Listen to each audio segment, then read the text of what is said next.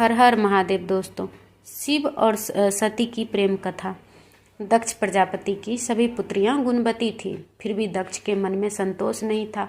वे चाहते थे कि उनके घर में एक ऐसी पुत्री का जन्म हो जो सर्वशक्ति संपन्न हो एवं सर्व विजयिनी हो। अतः दक्ष एक ऐसी ही पुत्री के लिए तप करने लगे। तप करते करते अधिक दिन बीत गए तो भगवती आधा ने प्रकट होकर कहा, मैं तुम्हारे तप से प्रसन्न हूँ। तुम किस कारण तप कर रहे हो? दक्ष ने तप करने का कारण बताया तो माँ बोली, मैं स्वयं पुत्री रूप में तुम्हारे घर जन्म धारण करूंगी। मेरा नाम सती होगा। मैं सती के रूप में जन्म लेकर अपनी लीलाओं का विस्तार करूंगी। फलतः भगवती आधा ने सती रूप में दक्ष के यहाँ जन्म लिया। सती दक्ष की सभी पुत्रियों में सबसे अलौकिक थी। सती ने बाल्यावस्था में ही कई ऐसे अलौकिक आश्चर्यचकित करने वाले कार्य कर दिखाए थे जिन्हें देखकर स्वयं दक्ष को भी विस्मयता होती रहती थी। जब सती विवाह योग्य हो गई तो दक्ष को उनके लिए वर की चिंता होने लगी। उन्होंने ब्रह्मा जी से इस विषय में परामर्श किया। ब्रह्मा जी ने कहा, सती आधा की अवतार है, आधा आदि शक्ति और शिव आदि पुरुष हैं। अतः सती के विवाह के लिए शिव ही योग्य और उचित वर है। दक्ष ने ब्रह्मा जी की बात मानकर सती का विवाह भगवान शिव के साथ कर दिया। सती कैलाश में जाकर भगवान शिव के साथ रहने लगी। भगवान शिव दक्ष के दामाद थे, किंतु किसी वजह से दक्ष के हृदय में भगवान शिव के प्रति बैर और विरोध भाव पैदा हो गया था। एक बार देवलोक में ब्रह्मा ने धर्म के निरूपण के लिए एक सभा का आयोजन किया था। सभी बड़े बड़े देवता सभा में एकत्र हुए। भगवान शिव भी इस सभा में बैठे थे।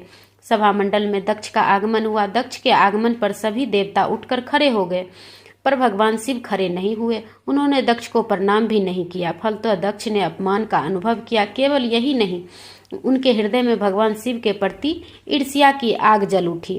वे उनसे बदला लेने के लिए समय और अवसर की प्रतीक्षा करने लगे। एक बार सती और शिव कैलाश पर्वत पर बैठे हुए थे, परस्पर वार्तालाप कर रहे थे।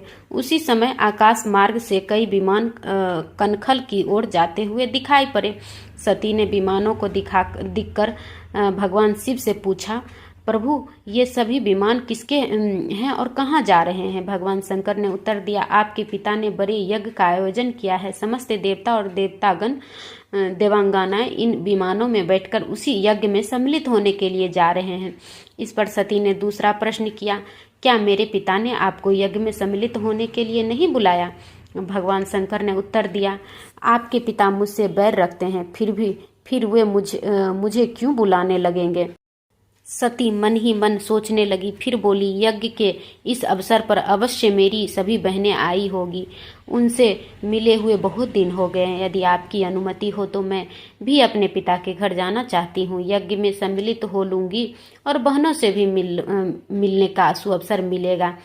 भगवान शिव ने उत्तर दिया, इस समय वहां जाना उचित नहीं होगा।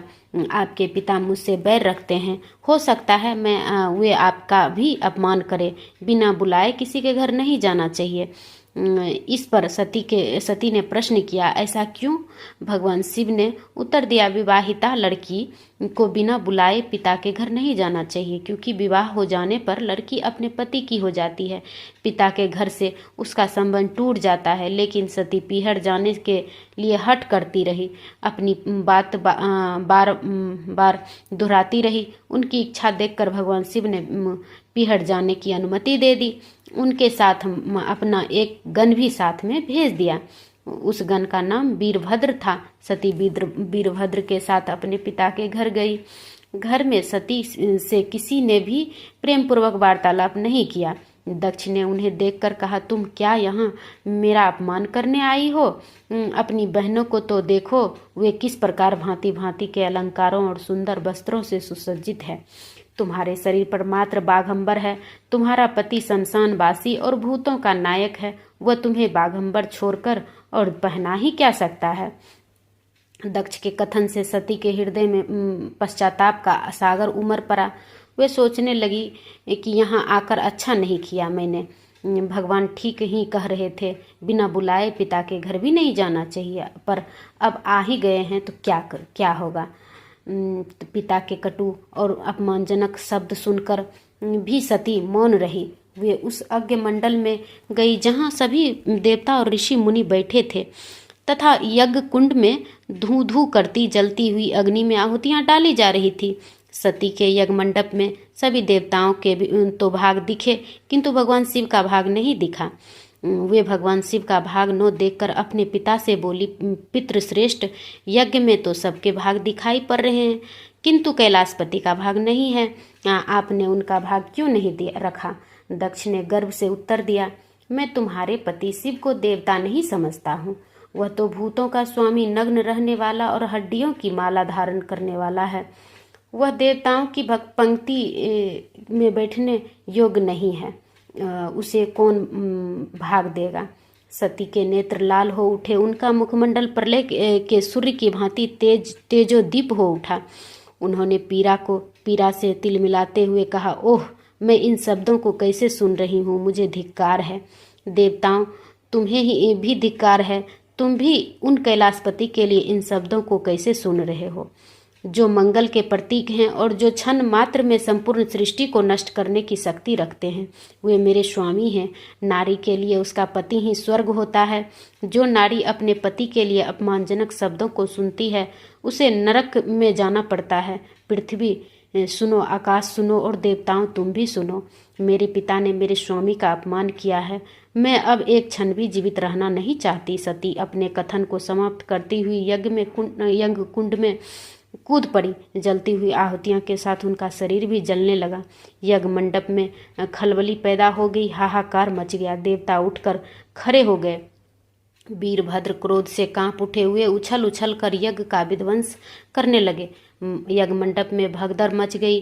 देवता और ऋषि मुनि भाग खड़े हुए। वीरभद्र ने देखते ही देखते दक्ष का मस्तक काट कर फेंक दिया। समाचार भगवान शिव के कानों में भी पड़ा। वे प्रचंड आंधी की भांति कनखल जा पहुँचे। सती के जले हुए शरीर को देखकर भगवान शिव ने अपने आप को भूल गए। सती के प्रेम और उनकी भक्ति ने शंकर के मन को व्याकुल कर दिया। उन शंकर के मन को व्याकुल कर दिया जिन्होंने काम पर भी विजय प्राप्त की थी और जो सारी सृष्टि को नष्ट करने की क्षमता रखते थे। वे सती के प्रेम में खो गए, बेसुध हो गए। भगवान शिव ने उन्मत्त की भांति सती के जले हुए शरीर को कंधे पर रख लिया। वे सभी दिशाओं में भ्रमण करने लगे। शिव और सती के इस अलौकिक प्रेम को देखकर पृथ्वी रुक गई, हवा रुक गई, जल का प्रवाह ठहर गया और रुक गई देवताओं की सांसें। सृष्टि व्याकुल हो उठी। सृष्टि के प्राणी पुकारने लगे, त्राहिमाम त्राहिमाम त्राहिमाम। भयानक संकट उपस्थित देखकर सृष्टि के पालक भगवान विष्णु आगे बढ़े। वे भगवान शिव की बेसुधी में अपने चक्र से सती के एक एक अंग को काट काट कर गिराने लगे। धरती पर 51 स्थानों में सती के अंग कट कट कर गिरे। जब सती के सारे अंग कट कर गिर गए तो भगवान शिव पुनः अपने आप में आए। जब वे अपने आप में आए तो पुनः सृष्टि के सारे कार्य चलने लगे। धरती पर जिन 51 स्थानों में सती के अंग कट कट कर गिरे थे, वे ही स्थान आज शक्तिपीठ माने जाते हैं। आज भी उन स्थानों से सती का पूजन होता है, उपासना होती है।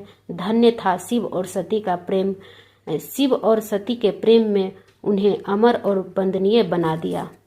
ऐसे ही भक्ति कथा सुनने के लिए हमारे चैनल को लाइक करें और सब्सक्राइब करें। राधे राधे।